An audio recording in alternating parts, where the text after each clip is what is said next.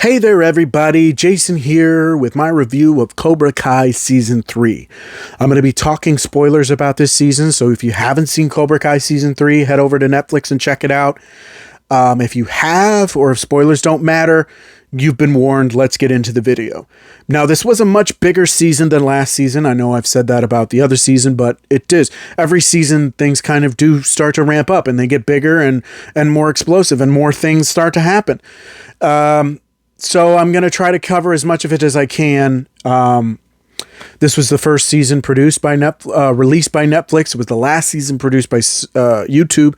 YouTube and terminated the contract after the season had wrapped production. So it took a little longer for this season to come out, but it was definitely worth the wait. So picking up a few weeks after the season 2 Karate Brawl, everybody's dealing with the aftermath in their own way. Miguel's in a coma. Johnny's on a bender. Robbie's on the run. Daniel quit teaching, but he's decided to take it upon himself to find Robbie. Sam is going through PTSD.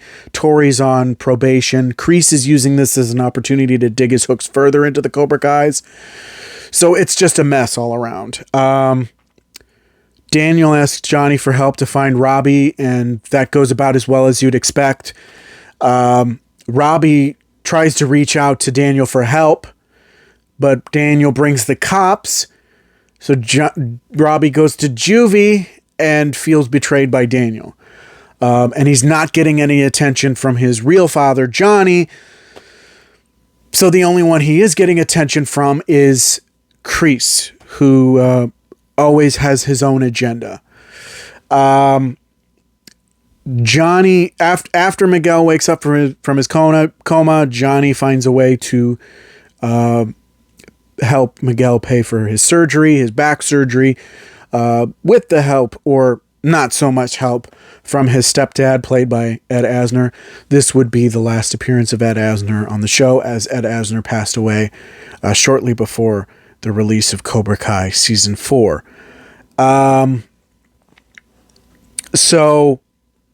The surgery is a success. Johnny tries to helps Miguel walk again, and also he's trying to kindle a relationship with Carmen, but at the same time he finds out that Allie reached out to him, so he's trying to, rekindle that relationship, and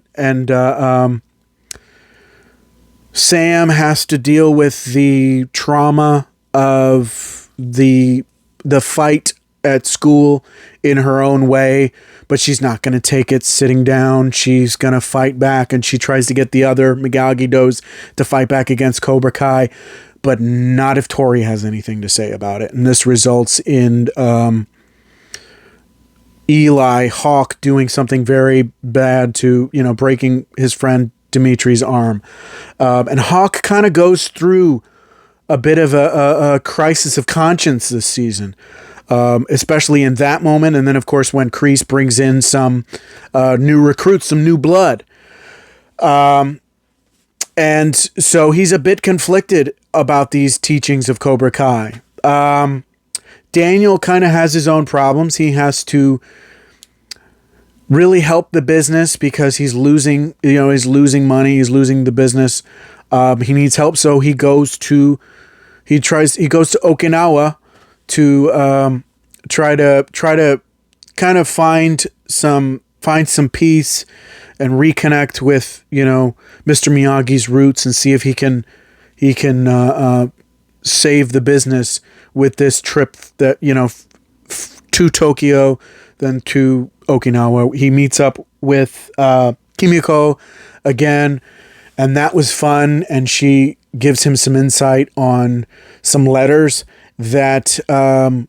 Miyagi had sent back and forth with his love, and he meets up with Chozen again, and that gets to be a bit of a tense meeting until we realize that Chozen is actually just putting on a show for Daniel's sake.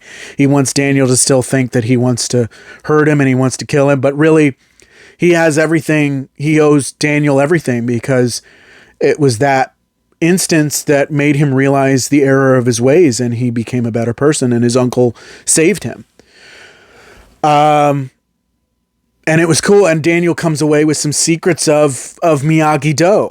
Speaking of secrets, we also get some insight into what kind of shaped Kreese, because among what's going on this season, we kind of also see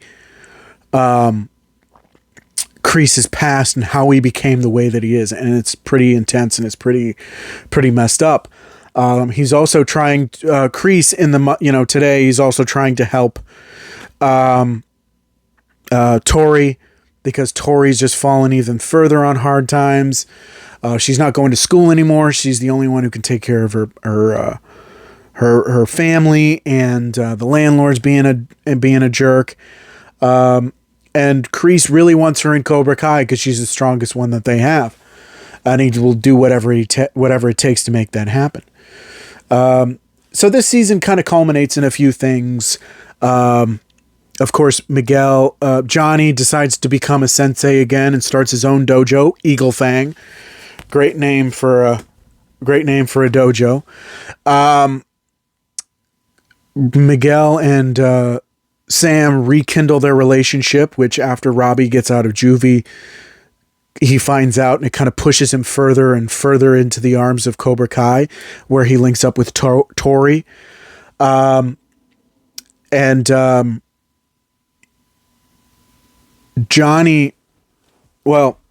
Allie comes home for the holidays and decides to go on a sort of a date with Johnny. They kind of rekindle some things, and they catch up, and they go to a party, and Daniel and Amanda are there. And it's interesting because it brings the three of them together, and what makes that whole thing work so well, and it's so great, is that throughout these last two seasons, we have wanted Johnny and Daniel to just put away their differences and get along. And who else is going to help them do that but Allie, the center of their feud from the start. And she really does help them kind of realize that they're more alike than they think, and that if they would just stop being childish and start being, and start really letting all that go, that they could really become good friends. And she helps them get through that. Meanwhile, Johnny realizes that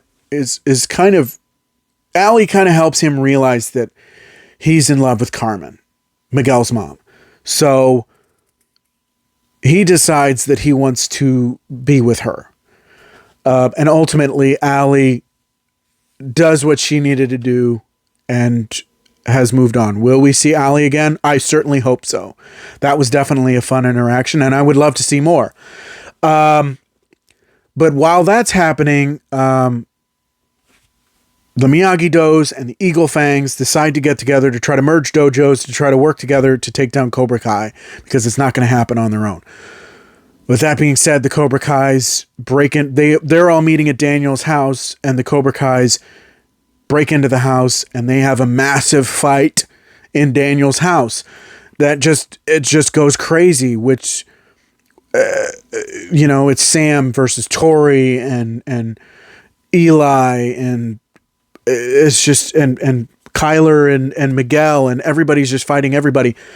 And this is the moment where a moment of clarity for Eli, when he realizes that everything he's doing is wrong, and he has to do what's right. So he protects his friend Dimitri from another attack from Cobra Kai's, reaches out to him and says, listen, I'm sorry for everything. I was terrible.